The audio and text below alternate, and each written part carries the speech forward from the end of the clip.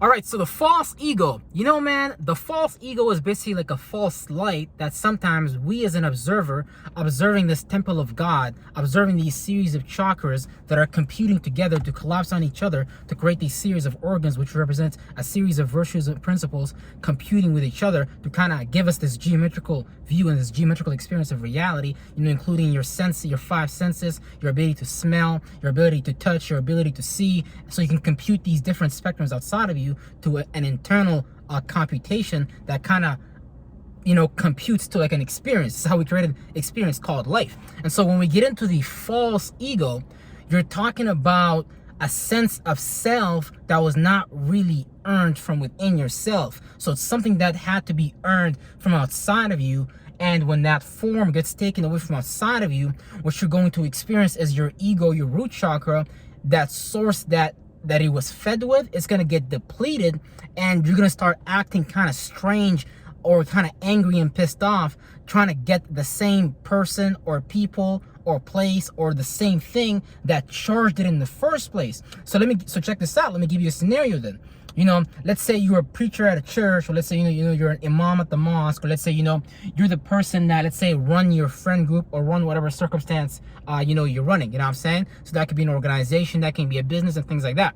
Now, because you is in the position of power, because you in a position of authority, although it's false, kind of just based on the title you was given, you know, someone called you the manager, someone called you the district manager, someone called you the group lead and things like that. Okay, so now you got this sense like, oh, okay, you know, I got this ego going, like, you know, you got this drive, like, yeah, you know, I got to do certain things. And you might not have had it before that, but because the people around you kind of started looking at you a certain way based on the position you was in, and based on you having that position, you had kind of you had certain powers, you had certain abilities, you had certain gadgets that you had access to that made you feel like you were superior to everyone else. And then plus, when someone needed a vacation, when someone needed a day off, you know, they have to go through you. Now, it's an illusion because, first of all, you can't really control nobody, because people can just quit that position and control that job. But anyway, it just gave you this false perception that you know, that fed your ego, and people may have reacted to you in fear because you kind of have some control over whether this person get the paycheck or not, based on the mistakes they made on the job or the mistake they made in the organization, or whether they get to participate in certain events or not, just based on making certain mistakes. So that might put them in the energy of fear. And you as a vampire, you as a person who developed a false sense of ego, you might start to feed from that fear. You might start to fear from that spectrum and feed it to your ego. And now you're getting this ego boost, this ego drive, thinking that this big ball of energy that you just created can be sustained. But really, you have a false circumstance that you're involved in, and you actually think that you can feed that ego by repeating that circumstance again and again and again. So now that energy, that spectrum that you're feeding your ego, doesn't come from inside of you, meaning that it wasn't genuinely earned. You didn't create that shit inside of you. You had to earn that shit from outside of you. So when you drink up all that fear from people, when you drink up that false sense of being from outside of you, based on how people react to you, based on the position you was given and things like that, that got you to think, oh, okay, you know, I'm a bad motherfucker. I got a big ego. Woo-wee, I'm about to run this motherfucking shit.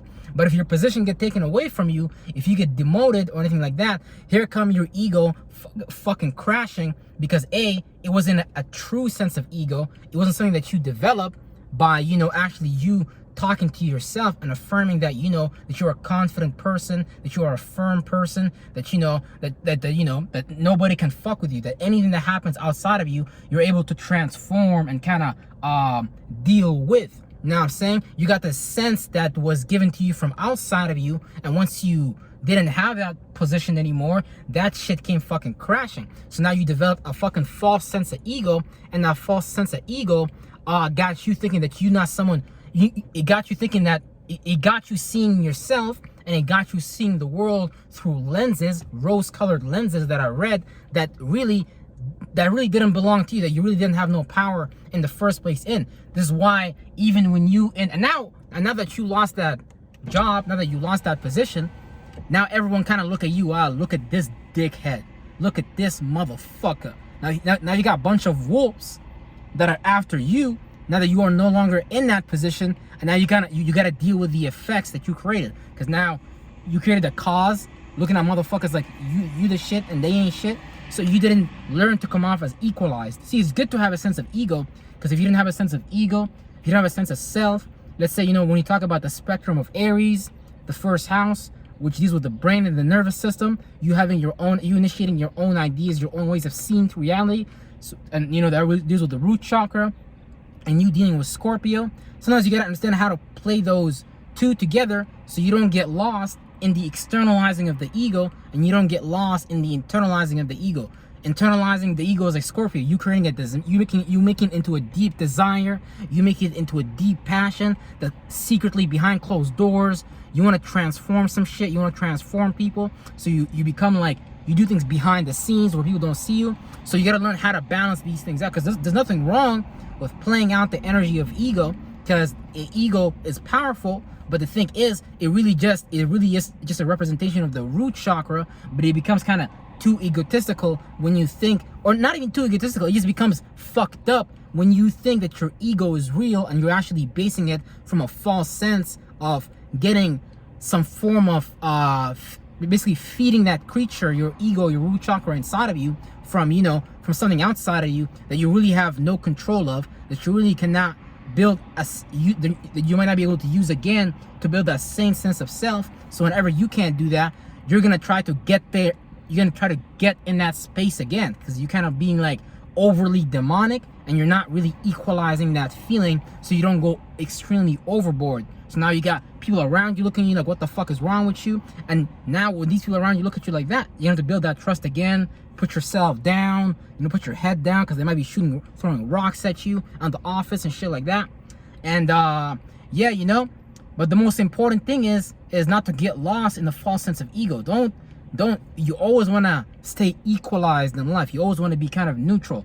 Just treat people how you want to be treated. Don't necessarily go overboard, and don't necessarily put your head down and let people throw fucking rocks at you and things like that, because you don't want to develop that false sense of ego. And if you just came from an equalized neutral position, you would have never developed those enemies in the first, because people would just look at you like, oh yeah, this person is just balanced, this person is not trying to get me or nothing like that, this person is just a balanced person. They just come to the office, they do the work and shit like that. So yeah, don't get lost in a false sense of ego, because that's gonna fuck you over, because you really built it from a false sense. It's a false sense. It has nothing to do with reality. It's not based in it's kind of based in reality, but again, how you built it wasn't in a godly way. You're trying to use outside spectrums and outside ranges and things like that. So you don't want to get lost in using the world outside of you to build you. No, you want to have the ability to build yourself, and anything that happens outside of you can't affect you, because you have the keys to your chakras. You have the ability to add the charge to your chakra,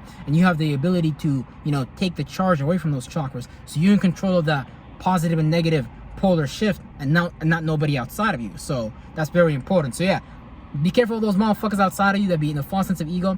And the other thing is, when these motherfuckers be in a false sense of ego, now look, they can't get that from work anymore, let's say, based on them being demoted.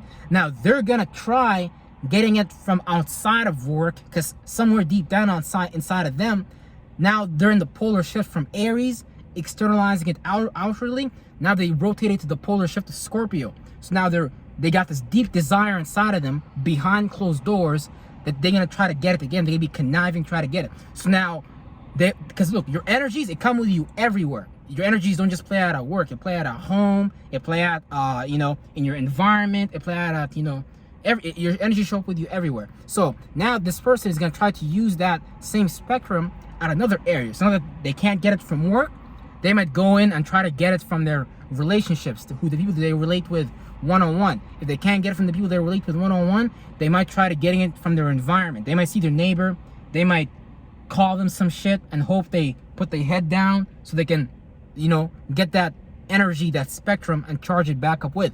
So that's the thing. If one person can't get it in one area, they're gonna try to get it in another area, because that's just how the human mind works. Because I told you, they're gonna be bouncing back between those polar shifts, between externalizing it externally, and between having a deep desire behind closed doors to try to get it in a conniving way. And that's the Scorpio energy. You might not be able to see it, but it's this deep desire behind. It's not bad. It's not bad or good. It's just that's them being an observer, again, creating a false sense of ego. And since that's the geometrics of the root chakra, they're going to be kind of bouncing back and forth, back and forth, back and forth between that, trying to find some way to experience that again. Because once a spirit, once an observer inside of a body gets high as fuck from that, like if I bow down to you, call you Allah, Muhammad, Jesus, sparkling Buddha or whatever, you're going to get that. You're going to be like, oh, that's a high. You're going to be like, oh, brother, praise Jesus. That's going to be like a high. You got high as fuck. But now that you took that drug, that esoteric cocaine, that spectrum, now you came fucking crashing down again. You're like, okay, I gotta find that high again. I wanna get high again. Where can I get that from? So it'd be like esoteric crackheads and shit like that you gotta watch out for in this motherfucking reality. And yeah, I love you guys from the bottom of my heart. Gotta go take a shower. I got some more work to do. Your boy just came out from the gym. You know, we shining, we grinding. I'll bet you grind some more. Real fucking shit. You better believe it.